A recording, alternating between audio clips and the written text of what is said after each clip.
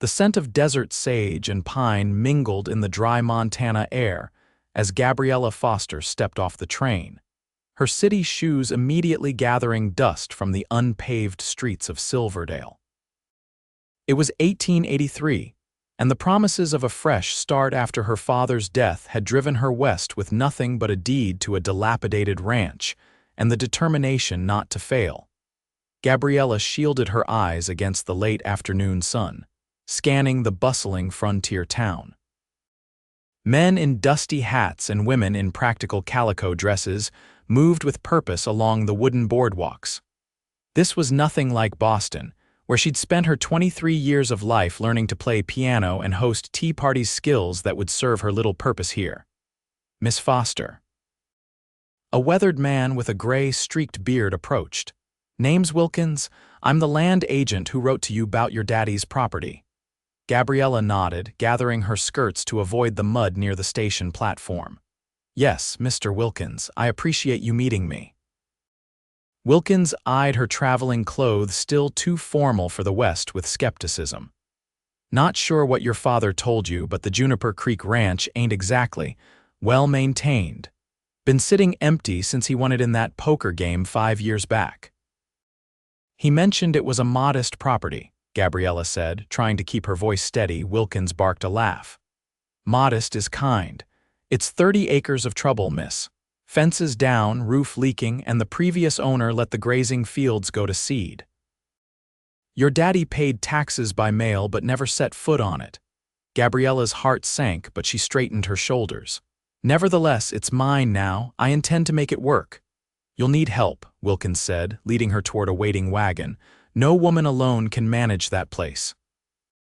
"I can hire help," she said firmly, though the money her father had left would only last a few months if she wasn't careful. Wilkins loaded her trunks. "Most men around here already got steady work, but—" He paused. "There's Zeke Thornton, best ranch hand in the county when he wants to be." "Bit peculiar, though." "Peculiar how?" Gabriella asked, climbing onto the wagon seat. "Man barely speaks 10 words a day, but he works like a demon and knows cattle better than most. He's been picking up odd jobs since the Double Cross Ranch sold last year." Wilkins flicked the reins. "Not much for conversation, but if you want that place fixed up, he's your best bet." The wagon lurched forward, and Gabriella held tight to her hat. "Where might I find him?" "He'll be at Hank's saloon tonight. Always is on Fridays." Wilkins glanced at her. "Though that's no place for a lady." Gabriella suppressed a smile. She'd come too far to worry about proprieties now. "I'll manage, Mr. Wilkins, I'll manage." The property was worse than Wilkins had described.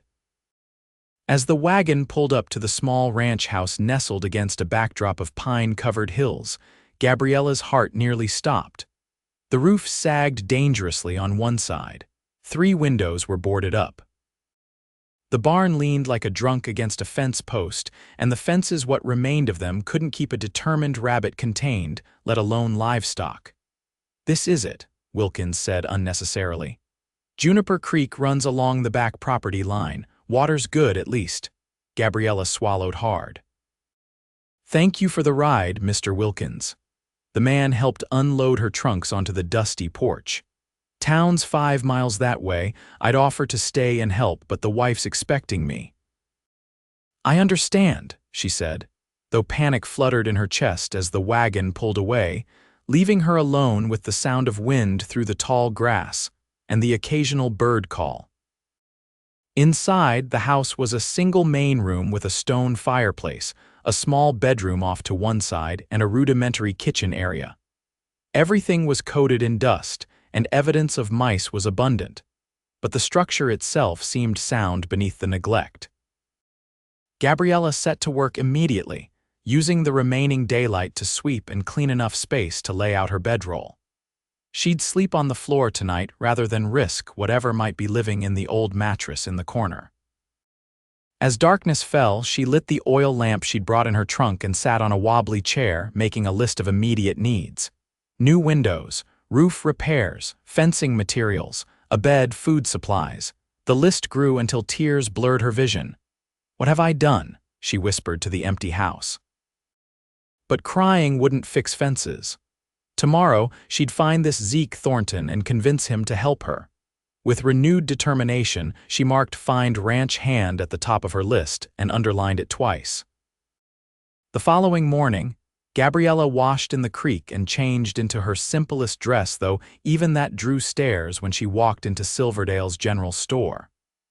The shopkeeper, a round-faced man named Peterson, was initially skeptical but warmed to her as she explained her situation. "You'll need supplies," he said, already gathering items.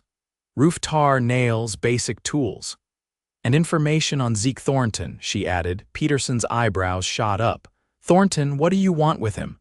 "I need help with my ranch," Mr. Wilkins suggested him. Peterson leaned across the counter. "He's good work, no doubt. Strongest man I've seen handle fence posts single-handed. But," he lowered his voice, "hasn't been the same since he came back from the war, doesn't socialize. Some folks find him unsettling." "I don't need a social companion," Gabriella said firmly. "I need someone who can repair my property." Peterson nodded slowly. "Well, you're in luck then. That's him right there." Gabriella turned to see a tall man examining tools on a shelf across the store. He stood at least 6 feet with broad shoulders and sun-bronzed skin. His dark hair curled slightly under his hat, and a neatly trimmed beard shadowed his jaw.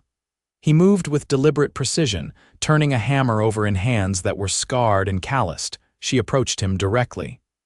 "Mr. Thornton." His eyes flicked to her deep blue and startlingly intense, then away again, giving a barely perceptible nod. "I'm Gabriella Foster. I've recently inherited the Juniper Creek Ranch and need help restoring it. Mr. Wilkins suggested you might be available for hire."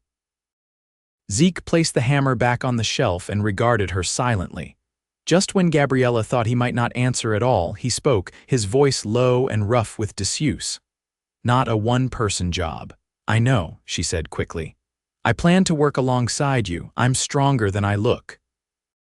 His eyes moved over her not in an improper way, but assessing, as one might evaluate a horse for purchase. Then he shook his head. "City hands, no calluses." Gabriella felt heat rise to her cheeks. "My hands may be soft now, but they won't stay that way. I'm a quick learner, Mr. Thornton." He considered this, then asked, "Payment? $15 a month plus meals. And," she hesitated, "you could stay in the barn once it's repaired, save you the ride back and forth to town." Zeke's expression didn't change, but he seemed to be weighing her offer. Finally, he said, "Show me the property." By midday, they were at Juniper Creek Ranch. Zeke walked the property line, examined the house foundation, tested fence posts, and peered into the well. He spoke not a word during his inspection, but Gabriella could see his mind working, cataloging problems and solutions. "Well," she finally asked when he returned to where she waited on the porch. "Fixable," he said simply, removing his hat to wipe his brow. His dark hair was damp with sweat curling against his neck. "You'll help then?" Hope surged through her. Zeke nodded once. "Start tomorrow. Bring supplies." He listed items they'd need, the longest string of words she'd heard from him. "Thank you, Mr. Thornton. Zeke," he interrupted. "Zeke," she amended with a smile. "I'm Gabriella." He nodded again, replaced his hat, and walked to his horse. As he mounted, she called after him.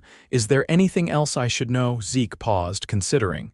"Bring gloves," he said finally. "Those city hands won't last a day out here." Then he was gone, leaving Gabriella standing in the overgrown yard, watching dust rise from his horse's hooves.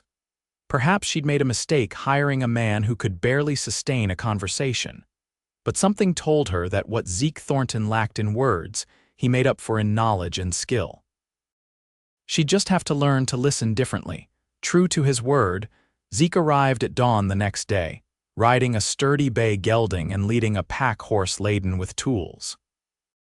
Gabriella, who'd barely slept in the drafty house, was already up and had a small fire going outside, boiling coffee in a dented pot she'd found in the kitchen. "Good morning," she called, offering a tin cup. "Coffee's ready if you'd like some." Zeke dismounted, securing his horses to a hitching post that leaned precariously. He accepted the cup with a nod, sipping the strong brew without comment. Gabriella had purchased the gloves he'd recommended, and she pulled them on now, ready to work. "Where do we start?" she asked. Zeke set down his cup and pointed to the barn. "Roof first. Need shelter for supplies." They worked through the morning, Zeke replacing rotted roof beams while Gabriella handed up tools and sorted salvageable materials from debris. By midday, her muscles ached in places she hadn't known existed, and her new gloves were already showing wear. But a quarter of the barn roof was solid again, and satisfaction warmed her more than the autumn sun. During their brief lunch break, jerky and biscuits Gabriella had bought in town, she tried to engage Zeke in conversation. "Have you always been in Montana?" she asked. Zeke shook his head. "Texas, before the war." "The war changed many things," she offered, thinking of her own father who'd returned from fighting with a perpetual shadow behind his eyes and a newfound love of whiskey that eventually killed him. Zeke met her gaze briefly, something like recognition flickering there. "Yes." That single word held such weight that Gabriella didn't press further. Instead, she asked about the ranch, what crops might grow, how many cattle the land could support, where the property boundaries lay. To these practical questions, Zeke provided more detailed answers, though still economical with words. By sunset, they'd secured half the barn roof and reinforced the main support beam. Zeke began packing his tools. "You're leaving?" Gabriella asked, surprised at her disappointment. He gestured to the darkening sky. "Not safe to ride back in dark, be back at dawn." "The offer to stay in the barn still stands," she said, "though it's not much yet." Zeke looked toward town, then at the barn, clearly weighing options. "Too open. Tomorrow we'll fix the stall area." "Make a proper place."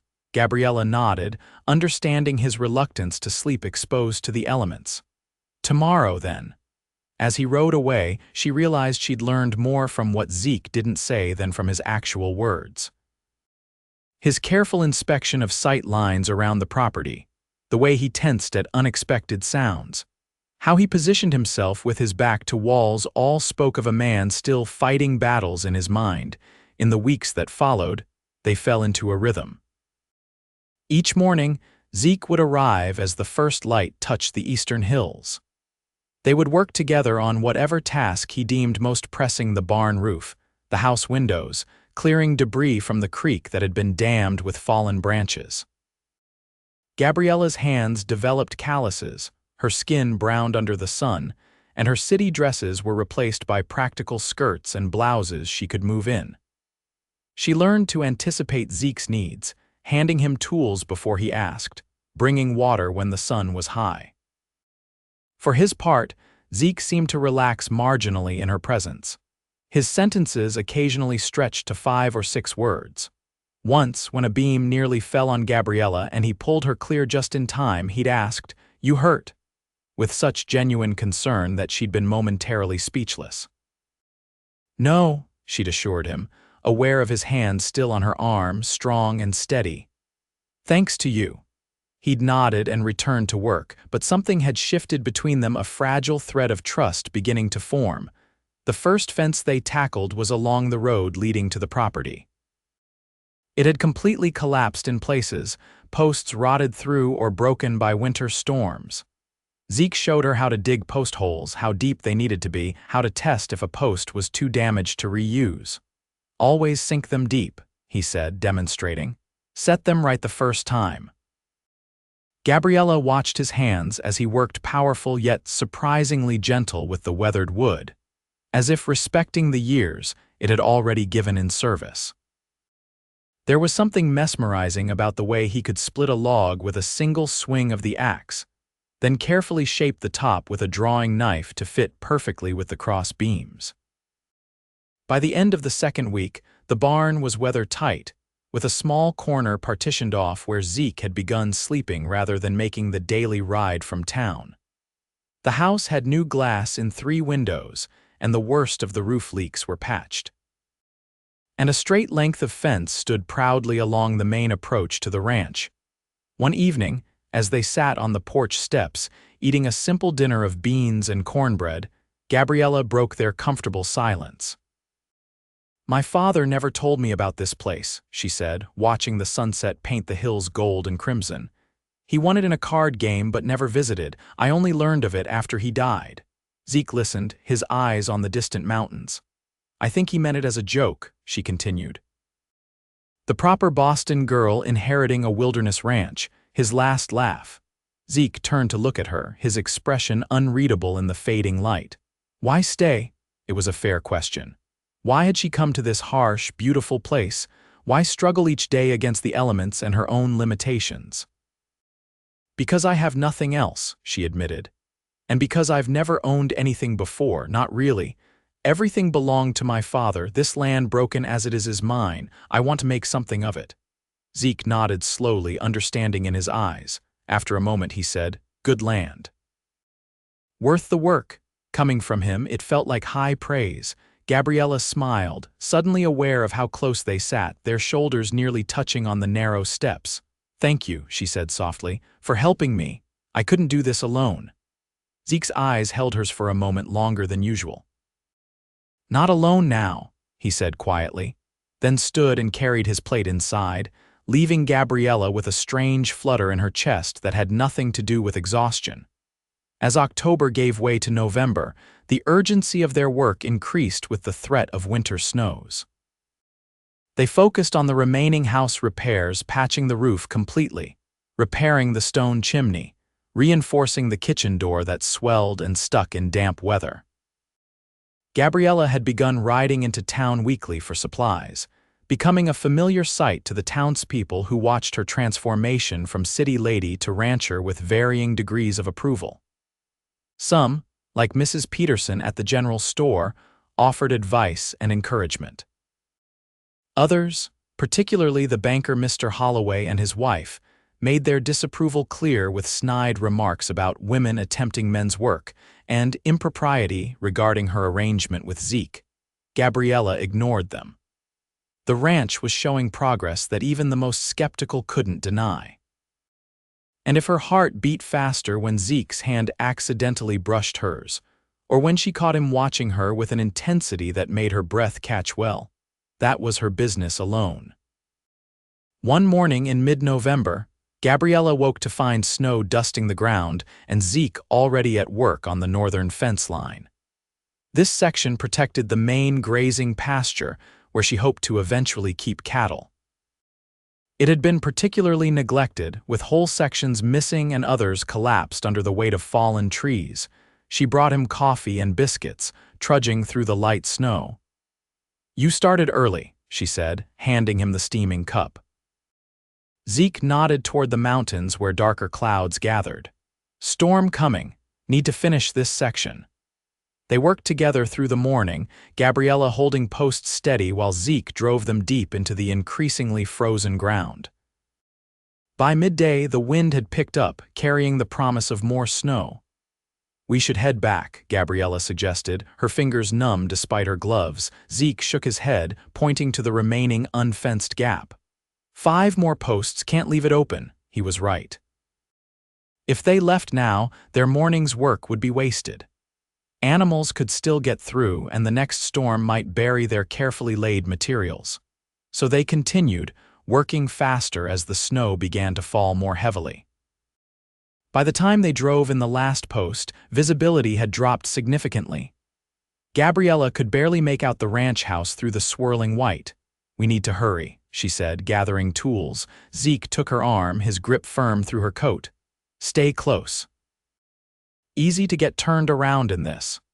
They moved carefully through the deepening snow, Zeke leading the way with unerring instinct. When they finally reached the barn, his horse nickered nervously, sensing the storm's intensity. He'll be safer in the house stable, Gabriella said, referring to the small attached room off the kitchen that had once housed animals in severe weather. Zeke nodded, quickly transferring his horse and gear to the warmer location while Gabriella stoked the fire in the main house.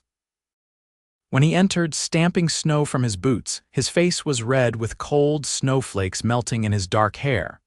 Blizzard, he said simply, hanging his coat on a peg by the door. Gabriella looked out the window at the white void. Will it last long? Day, maybe 2. He moved to the fireplace, holding his hands to the flames. The implications settled between them. They would be confined to the house together until the storm passed longer than they'd ever been in such close quarters before. Gabriella busied herself preparing a stew with their limited supplies, hyper-aware of Zeke's presence as he moved about the small room, checking windows and adding wood to the fire. As darkness fell, the wind howled around the eaves, finding every crack and seam they hadn't yet sealed. The temperature dropped rapidly. They ate by firelight, the oil lamps conserved for emergency. "You can take the bedroom," Gabriella offered. "I'll sleep by the fire," Zeke frowned. "Too cold out here." "I'll be fine with enough blankets," she insisted. But as the night progressed and the temperature continued to plummet, Gabriella found herself shivering despite being wrapped in every blanket she owned. The fire provided heat only a few feet in any direction, and the rest of the room was frigid. She must have made some sound because suddenly Zeke was there, crouching beside her makeshift bed on the floor. "Too cold," he said again, his breath visible in the firelight. "I'm all right," she tried, but her chattering teeth betrayed her. Zeke stood, disappeared into the bedroom, and returned with the mattress, dragging it close to the fire. "Both sleep here.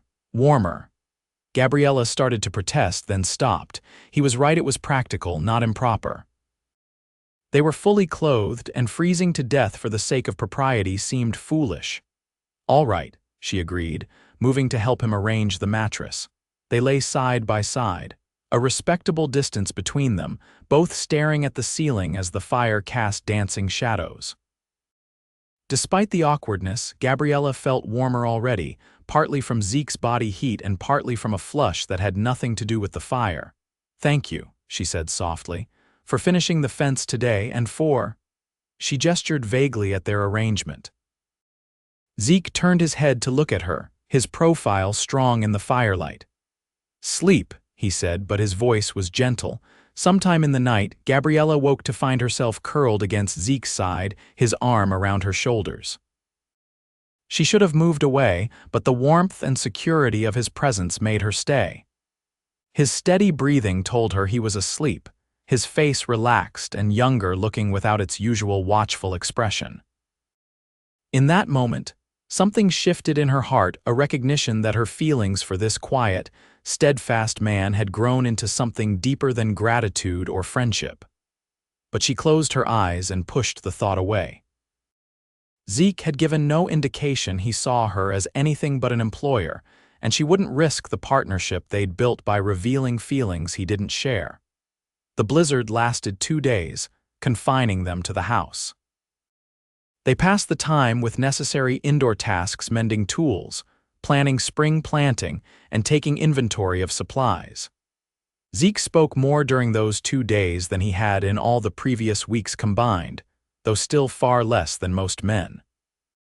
He told her about growing up on a cattle ranch in Texas, about learning carpentry from his grandfather, about his 3 years fighting with the Confederate cavalry. "Lost my words there," he said quietly on the second night, staring into the fire. "Too much death, talking seemed pointless." Gabriella, sitting cross-legged on the mattress they now shared without comment, felt honored by this rare glimpse into his mind.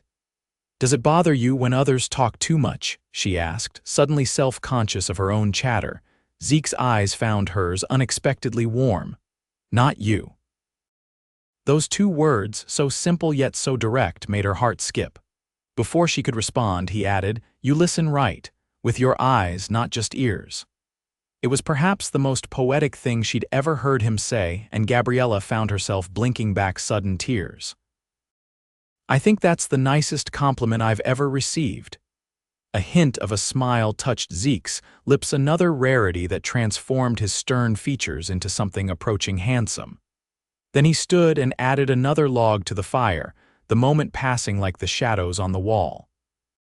When the storm finally cleared, they emerged to find the world transformed into a glistening white landscape. Nearly 3 feet of snow covered the ranch, with drifts twice that height against the north side of the buildings. The fence they'd completed just before the storm stood like a dark line drawn across a blank page, the only demarcation in the smooth expanse of white. "It held," Gabriella said with satisfaction, pointing to where their new fence remained perfectly upright despite the snow piled against it.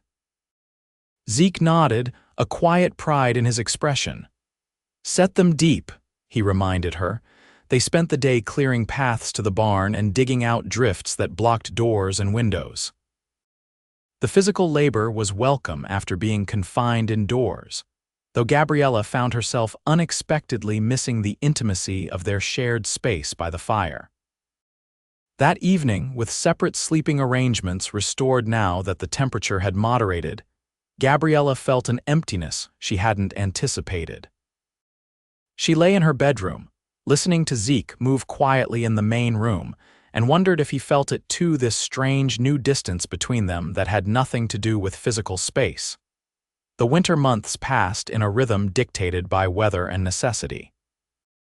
On clear days, they continued fence repairs, focusing on sections that would be crucial for spring livestock.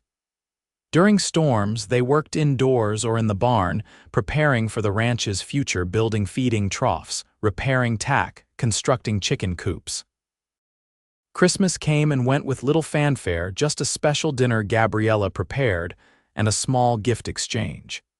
She gave Zeke a new hunting knife with a bone handle she'd purchased on her last trip to town. He gave her a wooden box he'd carved himself, decorated with intricate patterns of leaves and vines. "For your letters and such," he explained as she ran her fingers over the smooth surface. "It's beautiful," she said, touched by the hours of work the gift represented. "Thank you." He ducked his head, uncomfortable with praise as always, but she caught the pleased expression in his eyes before he turned away. In January, disaster struck. A particularly vicious ice storm coated everything in a thick, destructive layer of ice. Tree branches snapped under the weight, and a massive pine at the edge of the property fell directly across the eastern fence line, destroying nearly 50 feet of their hard work. When they discovered the damage after the storm, Gabriella nearly cried with frustration. "All that work," she said, staring at the splintered posts and tangled wire. Zeke surveyed the damage with his usual calm. "We'll rebuild, stronger. But we were almost finished with the perimeter," she protested. "Now we're set back weeks." Zeke looked at her, then at the destruction, then back to her. "Nature tests what man builds," he said simply. "Good fence survives." There was wisdom in his words that penetrated her disappointment. They'd rushed this section, working in fading light to complete it before a previous storm. Perhaps they hadn't set the posts as deeply as they should have or checked the old wood as carefully. "You're right," she sighed. "We'll do it properly this time." They set to work clearing the fallen tree first, Zeke's axe ringing in the cold air as he systematically reduced the massive pine to manageable pieces. Gabriella worked alongside him, dragging branches away and stacking usable wood for future fence posts or firewood. By February, they had repaired the damaged section and completed the entire perimeter fence. Standing on a hill overlooking the property, Gabriella felt a surge of pride at what they'd accomplished. The ranch was transformed from the neglected place she'd inherited. The house stood straight and weather-tight, the barn was fully functional, and neat fence lines marked clear boundaries around fields that would soon be ready for spring planting. "We did it," she said, her breath fogging in the cold air. Beside her, Zeke nodded, his eyes tracking the fence lines with satisfaction. "Good work." "I couldn't have done any of this without you," she said, turning to look at him directly. Zeke met her gaze, something unreadable in his eyes. "You would have found a way, perhaps," she admitted. "But I'm glad I didn't have to." A moment stretched between them, filled with words unsaid. Then Zeke cleared his throat and looked back toward the ranch house. "Need to check the South Creek fence before dark." Gabriella nodded, the moment passing like so many before it.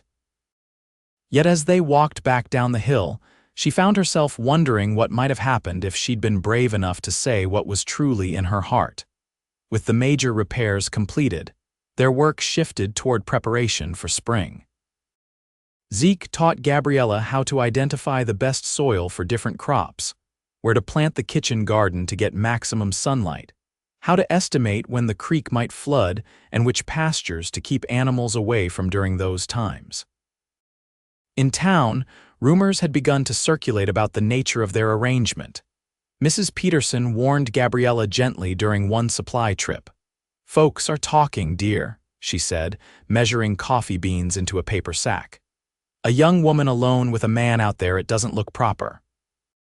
"There's nothing improper happening," Gabriella protested. "Mr. Thornton is my employee and has been a perfect gentleman." Mrs. Peterson patted her hand. "I know that, and most sensible people do too, but you might consider your reputation if you plan to stay in these parts." The conversation troubled Gabriella as she rode back to the ranch. She had no intentions of leaving Silverdale. The town was becoming home, and the ranch represented everything she'd accomplished. But neither did she wish to be the subject of scandalous gossip.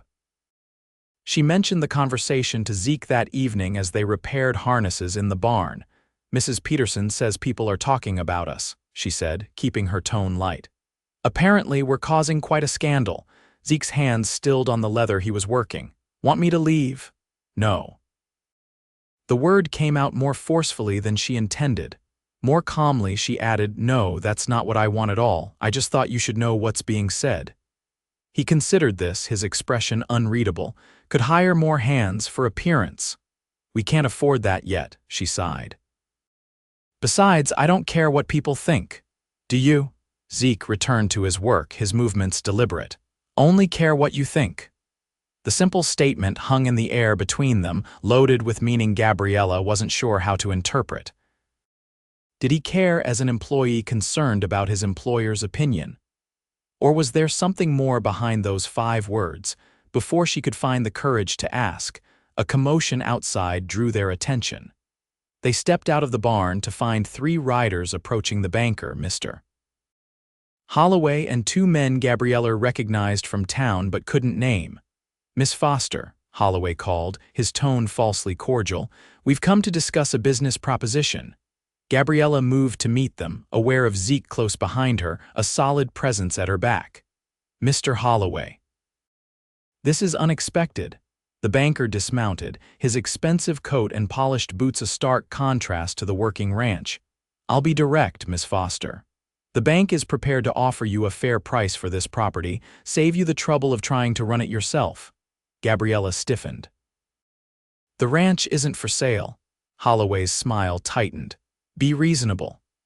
A woman alone can't possibly manage a working ranch. You've made admirable improvements, I'll grant you, but the real work hasn't even begun. No cattle, no crops planted, you're just playing at ranching." "I'm not alone," Gabriella said firmly, "and we have plans for livestock come spring." Holloway's eyes flicked to Zeke, dismissive. "Yes, your arrangement with Mr. Thornton has been noted. Another reason you might consider my offer. Reputations are easily damaged in small communities." Zeke took a step forward, his presence suddenly intimidating despite his silence. Holloway's companions shifted nervously on their horses. "My reputation is not your concern," Gabriella said coldly, "and neither is my ranch. Please leave." Holloway's face hardened. "Think carefully, Miss Foster. The bank holds notes on most properties in this county. We have influence. Life could become difficult for someone without friends." It was a thinly veiled threat, and Gabriella felt a flash of fear. But before she could respond, Zeke spoke, his voice low and dangerous. "She has friends." Just 3 words, but delivered with such quiet menace that Holloway took an involuntary step back. The banker recovered quickly, forcing a laugh. Of course, just offering a business opportunity." He remounted his horse. "The offer stands, Miss Foster. When you come to your senses, you know where to find me." They watched in silence as the 3 men rode away. When they were out of sight, Gabriella let out a shaky breath. "Thank you," she said to Zeke, "for standing with me." Zeke's jaw was tight, his eyes still focused on the horizon where the men had disappeared. "Man's trouble," he said simply. "Yes," Gabriella agreed, "but why? This ranch isn't particularly valuable compared to others in the area." Zeke's expression was thoughtful. "Location. Controls water access to his southern properties. Gabriella hadn't considered this. Juniper Creek did indeed flow from her land down through several larger ranches to the south, including one she now recalled Holloway had recently acquired. You think he wants to control the water rights? Zeke nodded. Common tactic: buy headwaters, control downstream ranchers.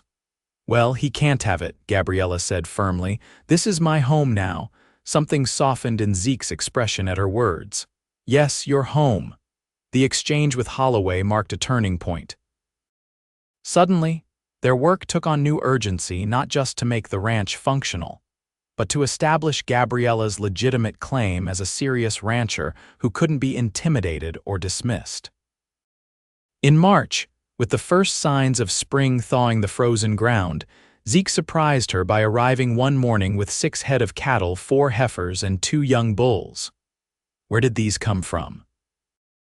Gabriella asked, watching in amazement as he herded them into the corral they'd built over the winter. Palmer's ranch, Zeke explained, dismounting.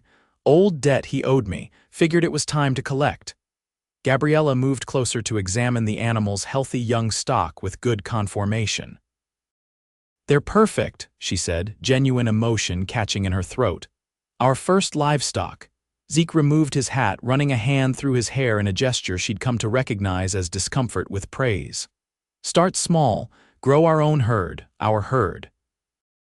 The words sent a warm current through Gabriella's chest. Somewhere along the way, the ranch had become not just her project that he helped with, but something they were building together. As spring progressed, their work continued at a steady pace. They planted a vegetable garden near the house, fenced off sections of pasture for rotational grazing, and repaired the small irrigation channels that directed creek water to the fields.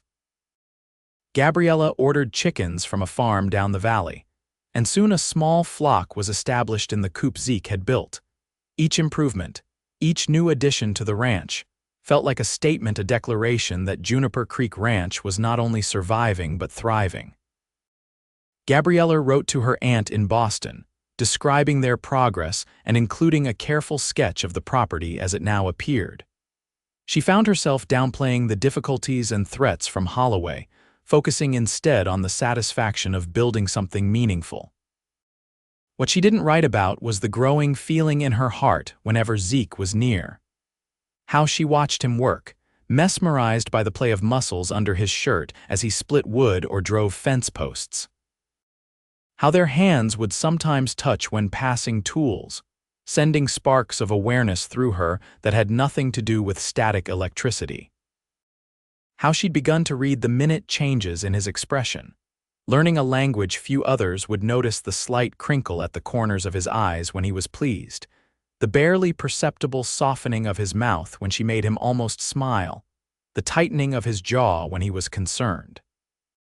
One warm April afternoon, they were working on reinforcing the fence along Juniper Creek, which had begun to swell with spring runoff. The day was unusually hot for the season, the sun beating down on them as they drove support posts along the bank to prevent erosion. We should take a break, Gabriella suggested, wiping sweat from her forehead with her sleeve. The water looks inviting. Zeke glanced at the creek, then at the sky to gauge the time. Half hour, he agreed, setting down his tools. They sat in the shade of a large cottonwood, drinking water from canteens and sharing the lunch Gabriella had packed: cold biscuits, dried beef, and early spring onions from their garden. After eating, Gabriella pulled off her boots and stockings. I'm going to cool my feet, she announced, standing. It's too hot not to. She walked to the creek bank and stepped carefully into the clear water, gasping at the cold that shot up her legs. It's freezing. She laughed, but didn't retreat, instead wading deeper until the water reached her calves. From the bank, Zeke watched her, his expression unguarded for once. Something in his gaze made Gabriella pause, suddenly aware of the picture she must present: skirts hitched up, hair coming loose from its pins, face flushed with heat and exertion. You should join me, she called impulsively. The cold feels wonderful once you get used to it. Zeke hesitated, then removed his boots and rolled up his pants legs. He stepped into the creek beside her, his balance perfect on the slippery stones. His usual stoicism broke briefly as the cold water hit him, a sharp intake of breath the only indication of discomfort. "Told you it was cold," Gabriella teased. Zeke's mouth twitched in what might have been a smile. "Refreshing," he corrected. They stood side by side in the flowing water, the current swirling around their legs. Gabriella felt lightheaded with a strange, buoyant happiness. Here they were, building something together, standing literally in the same current. "I never thought I'd end up here," she said suddenly. "A year ago, I was attending tea parties and worrying about which dress to wear to the symphony. Now I'm standing in a creek in Montana, wearing men's gloves and building fences." Zeke turned to look at her, shielding his eyes against the sun. "Regrets? Not one," she said honestly. "I feel more alive here than I ever did in Boston, more myself." Something shifted in Zeke's expression, a softening, an opening. "You belong here," he said simply. The words warmed her more than the sun overhead. "Yes," she agreed softly. "I do." For a moment they stood in perfect stillness, connected by more than just the water flowing around them. Then Zeke's eyes widened slightly, focusing on something over her shoulder. Before Gabriella could turn to look, he grabbed her arm, pulling her toward the bank. "Snake," he said tersely, pointing to where a water moccasin was gliding through the shallows toward where they'd been standing. They scrambled onto the bank, Gabriella clutching Zeke's arm for balance. Once safely on dry land, they watched the snake continue its journey downstream, uninterested in them now that they were out of its territory. "Thank you," Gabriella said, suddenly aware that Zeke's hand still held her elbow, steadying her. "I didn't see it." Zeke nodded, his eyes moving from the retreating snake to her face. His hand remained on her arm, the touch no longer necessary, but neither of them moving to break the connection. Gabriella began, then faltered, unsure what she wanted to say. Zeke's eyes searched hers, and for a moment she thought he might finally say words to match the emotions she saw in his gaze. Instead, he gently released her arm and stepped back, breaking the spell. "Should finish the fence," he said, his voice rougher than usual. "Before dark." Gabriella nodded, trying to hide her disappointment. "Yes, of course." They returned to work, the moment passing like the creek water itself there and then gone, leaving only the memory of its touch. May brought new challenges. A dispute with a neighboring rancher over a straying bull led to tense words and reinforced the need for their boundary fences to be impeccable.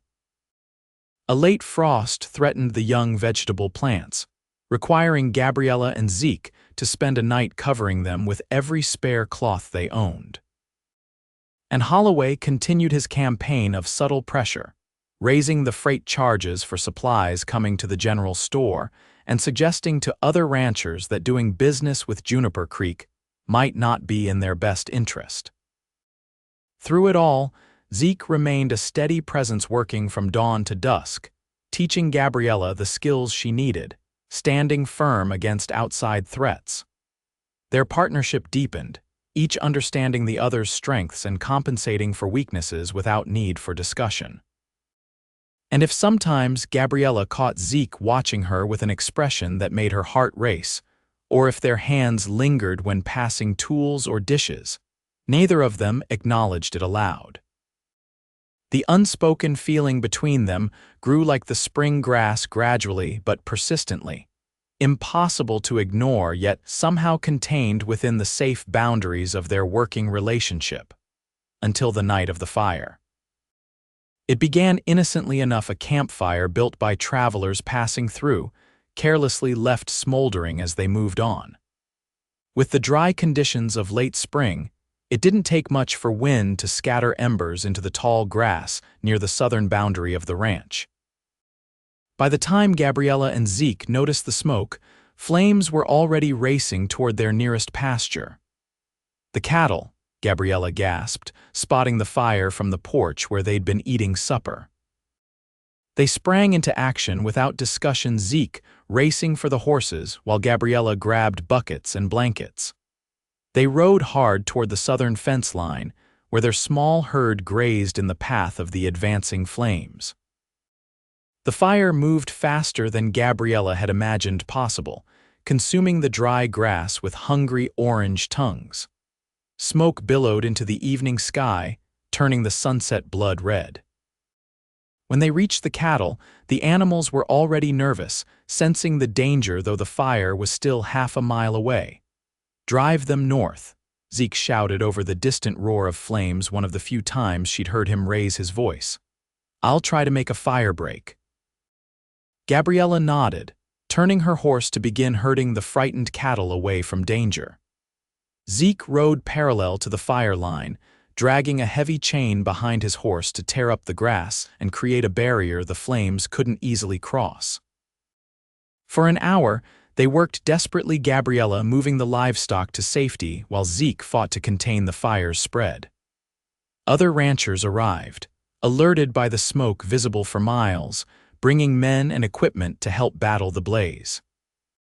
The wind shifted unexpectedly, sending flames racing in a new direction directly toward where Zeke worked alone.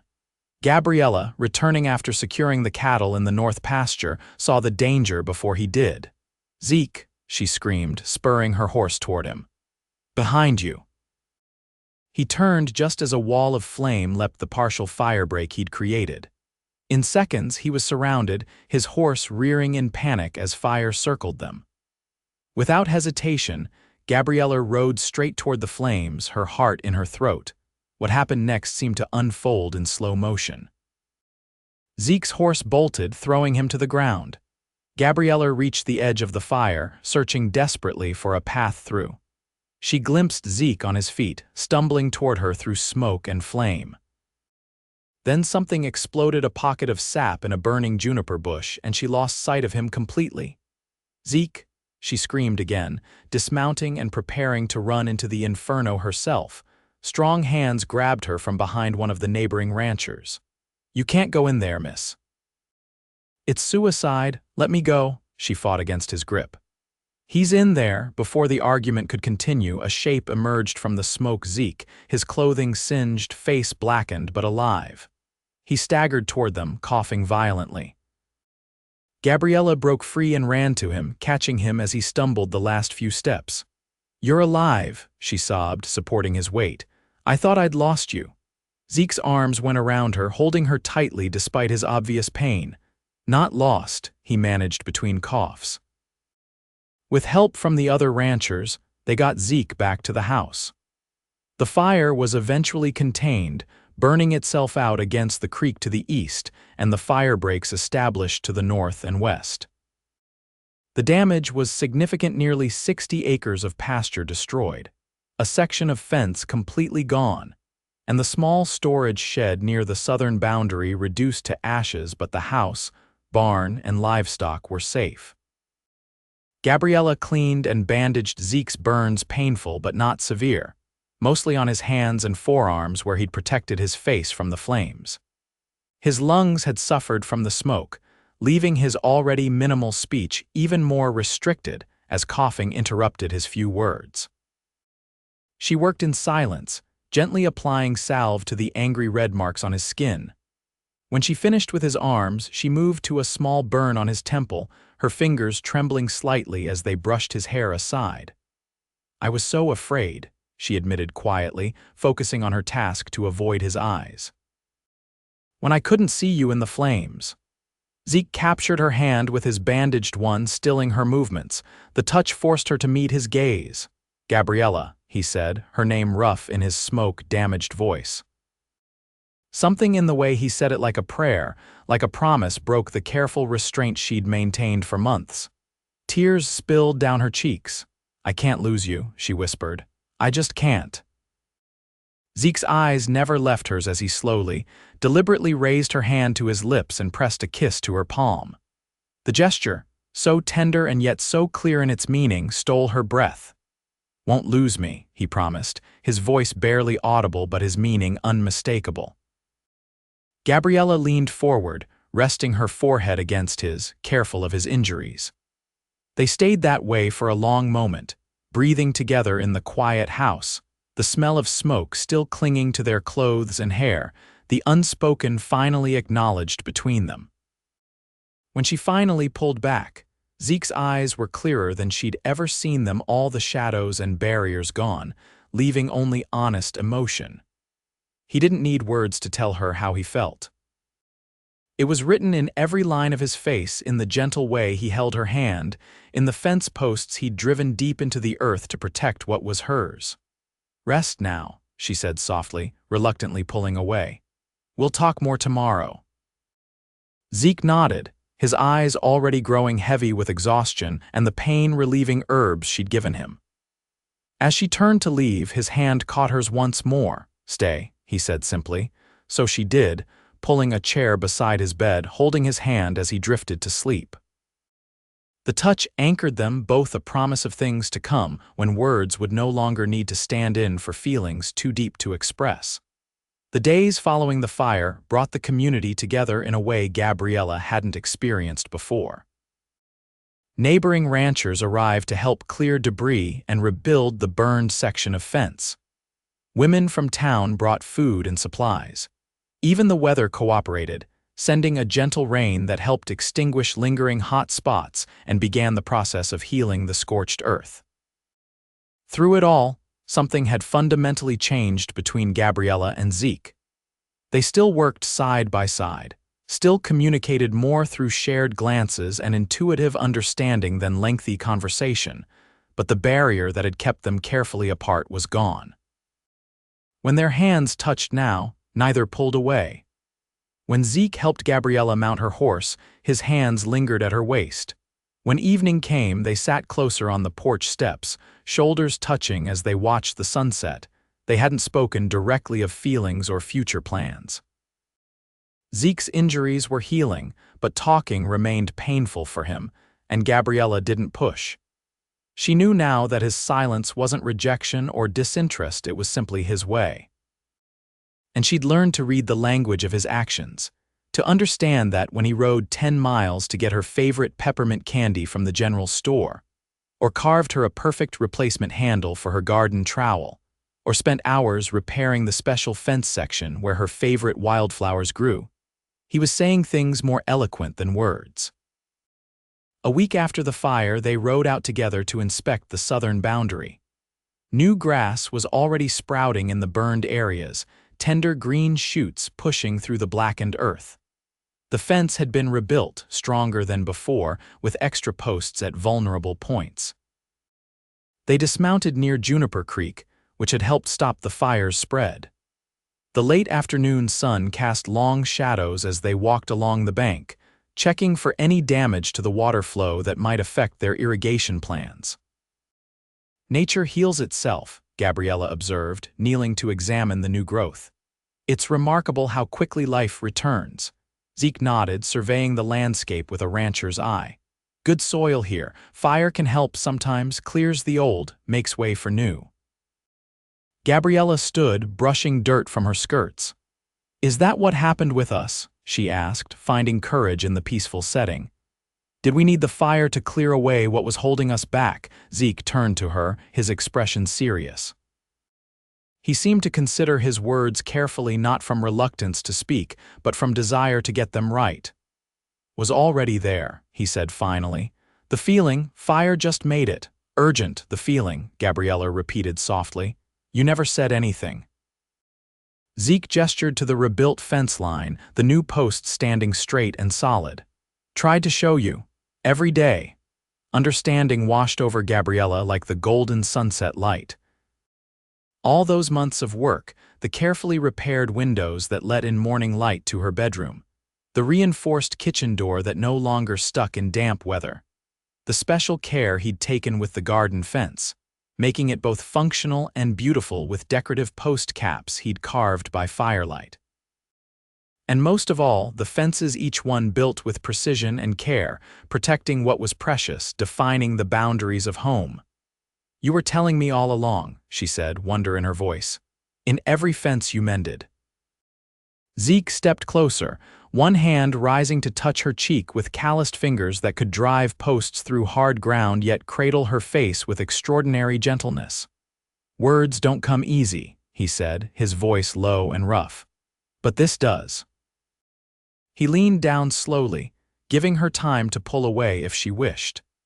Gabriella moved toward him instead, meeting him halfway as his lips found hers in a kiss that felt like coming home. His arms encircled her, strong and sure, and she wound her own around his neck, melting into the embrace she'd dreamed of for months. When they finally parted, Zeke rested his forehead against hers, his breathing uneven.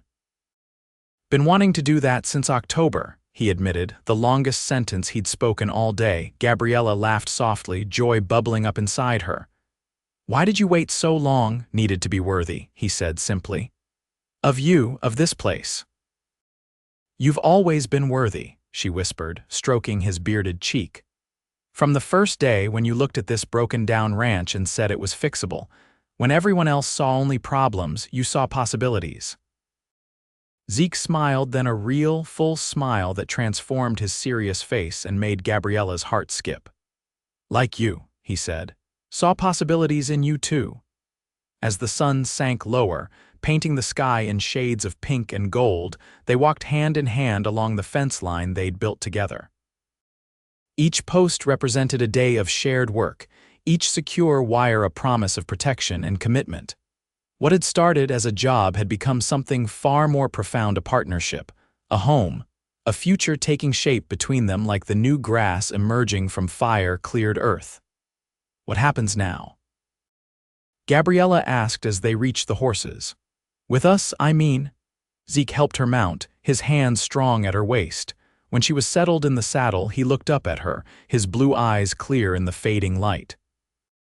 "Marriage," he said, the single word holding all the certainty of a fence post driven deep into solid ground. "If you'll have me." Gabriella's breath caught at his directness. No flowery proposal, no elaborate promises, just the simple truth of what he wanted, offered plainly for her to accept or refuse. "Yes," she said, matching his simplicity with her own. "I will." His smile returned, smaller but no less genuine. He mounted his own horse, and they rode side by side back toward the ranch house, their home, as twilight settled over Juniper Creek Ranch. Word spread quickly through Silverdale about their engagement. Most townspeople responded with genuine congratulations, having watched the transformation of both the neglected ranch and the Boston lady, who'd arrived so unprepared for frontier life. A few, like the Holloways, sniffed disapprovingly about the hasty arrangement, but even they couldn't deny the obvious success of Juniper Creek Ranch under their combined management. They were married on a clear June morning in 1884, with wildflowers decorating the small church in town. Gabriella wore a simple dress of cream-colored silk, her one concession to Boston finery, while Zeke looked uncomfortable but handsome in a new black suit. The ceremony was brief, the circuit riding preacher keeping to essential words that suited Zeke's preference for simplicity. When prompted to speak his vows, Zeke surprised everyone, especially Gabriella, by reciting words he'd clearly rehearsed carefully. "I promise to build strong fences around what matters," he said, his voice low but steady. "To fix what breaks, to work beside you, not above or below. To speak when needed and listen always. To make our home secure through winter storms and summer heat. This I vow, as sure as posts driven deep hold firm against all weathers." Tears filled Gabriella's eyes at this longest speech she'd ever heard from him, words that might seem strange to others, but held perfect meaning for her. Her own vows, though more traditional, ended with a promise that made Zeke's eyes brighten with understanding. "And I vow to always read the language of your hands and heart, knowing that love speaks in many ways, not all of them in words." They sealed their promises with a kiss that prompted cheers from the assembled ranchers and townspeople, then rode back to Juniper Creek Ranch in a wagon decorated with ribbons and more wildflowers by the women of the community. That night, as stars appeared in the clear Montana sky, they stood together on the porch of their home, Zeke's arm around Gabriella's waist as they looked out over the ranch they'd built from ruins. "Happy?" he asked, pressing a kiss to her temple. Gabriella leaned into his embrace, feeling the solid strength that had become her foundation. "Completely," she assured him. Are you? Zeke turned her in his arms to face him, his expression open and unguarded in a way few people ever saw. Never thought I'd find this, he admitted. After the war, too broken inside. Gabriella touched his face gently. Not broken, just quiet, he smiled, that rare, full smile that transformed his features. You heard me anyway. I learned to listen differently, she said, echoing his words from months before, with my eyes, not just my ears. Zeke's kiss was tender, a wordless affirmation of everything between them. When they parted, he took her hand and led her inside, to the home they'd repaired together and the future they would build, one fence post at a time. Epilogue: the summer of 1894 brought record heat to Montana territory. 10 years had passed since Gabriella and Zeke Thornton had spoken their vows in the small church in Silverdale. And Juniper Creek Ranch had flourished beyond anyone's expectations, especially Holloway's, who had eventually been forced to sell his properties and leave the area after his water manipulation schemes were exposed. The original 30 acres had expanded to over 200, with healthy herds of cattle grazing in well-maintained pastures. The once dilapidated ranch house was now a comfortable family home, expanded to accommodate their growing family: 8-year-old Samuel, 6-year-old Emma, and 3-year-old twins Joseph and James. On this particular July afternoon, Gabriella stood on the porch, watching her husband work with their oldest son, teaching him the proper way to set a fence post. Zeke's hair now showed strands of silver at the temples, and a decade of Montana summers had weathered his face, but he moved with the same deliberate strength she'd admired from the beginning. Deeper, she heard him instruct Samuel. Set it deep, it'll hold through anything.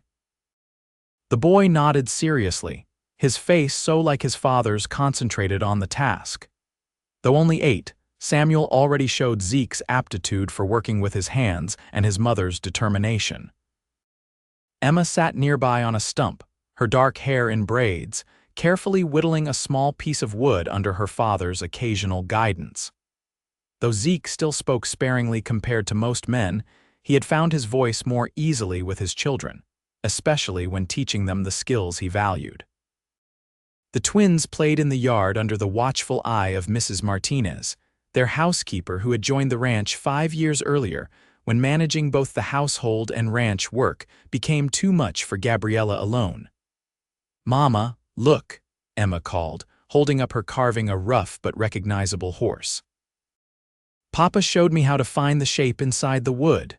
"It's beautiful, sweetheart," Gabriella called back, her heart full as she watched Zeke give their daughter an approving nod that made the girl beam with pride. Later, as twilight settled over the land, and the children were tucked into bed with stories of Boston and Texas that never failed to enthrall them, Gabriella and Zeke sat on the porch steps, just as they had in those early days. His arm rested comfortably around her shoulders, her head against his chest where she could hear the steady beat of his heart. "Remember our first fence?" she asked, looking out at the property that had become so much more than a deed on paper. Zeke followed her gaze to the original fence line, still standing strong after a decade of Montana weather. "Wasn't straight," he recalled with a small smile. "Fixed it later." "We've fixed a lot of things," Gabriella mused, "and built even more." Zeke's arm tightened around her in silent agreement. They sat in comfortable silence as the first stars appeared in the darkening sky. After all these years, they still communicated as much in the spaces between words as in language itself. Finally, Zeke spoke, his deep voice soft in the gathering dusk. "Never needed fancy words," he said, turning to look at her with the same intensity that had captivated her from the beginning. "Just needed you to see." Gabriella leaned up to kiss him, this man who had shown his love in every fence he mended, every roof he repaired, every fence post he'd driven deep into Montana soil to protect what they'd built together. "I saw," she whispered against his lips. "I still do." In the distance, a coyote called to the rising moon, and somewhere in the barn, a horse nickered softly. The sounds of home, of a life built post by post, beam by beam, day by day. Not with grand declarations or flowery speeches, but with steady hands and unwavering commitment, a love expressed in the language of work and wood and wire. Strong enough to weather any storm, deep-rooted as the fence posts that still stood straight along the boundaries of Juniper Creek Ranch.